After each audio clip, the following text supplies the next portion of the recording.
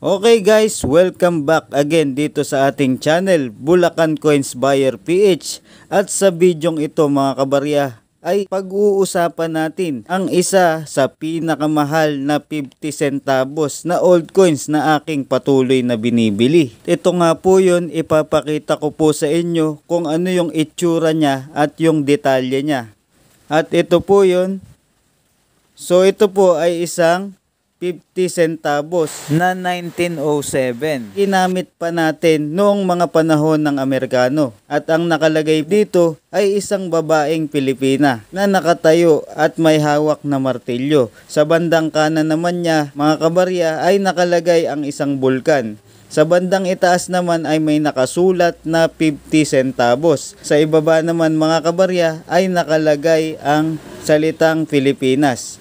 So sa likod naman mga kabarya ay makikita natin ang United States of America. Nakasulat po siya sa itaas. At may makikita po kayo dito na isang agila na nakabuka ang pakpak.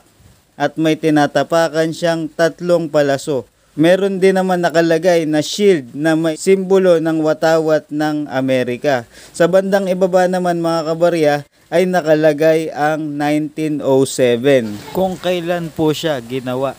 Medyo luma na nga lang yung itsura niya pero i-check pa rin natin sa ating weighing scale para malaman natin kung ito ay talagang legit. Dahil ang timbang po ng ganitong coins dapat ay 10 grams.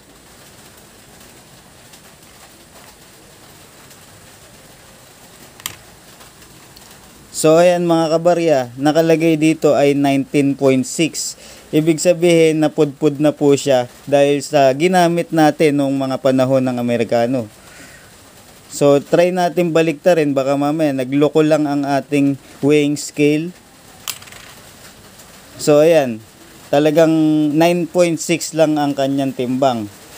So makikita naman natin dito sa itsura ng barya na talaga namang nag-circulate ito dahil ito ay napupudpud sa ating mga daliri dahil ito ay isang klaseng silver coin. Ito pong old coins na ito ay isa sa patuloy kong binibili. Kaya kung meron po kayo ng mga nahahawakan na ganito o mga nakatago sa inyong tahanan, ay wag po kayo magdadalawang isip na mag-send sa atin ng picture sa ating Facebook page na Bulacan Coins Buyer PH. Syempre kaya nga pala natin ito binidyo para na rin share sa inyo ang ating baryang nabili sa isang maswerteng subscriber na nakakita ng ganitong uri ng old coins. At napakaswerte nga po ng ating nabilihan dahil nakapagtabi po siya ng ganitong klaseng old coin na 50 centavos na year 1907.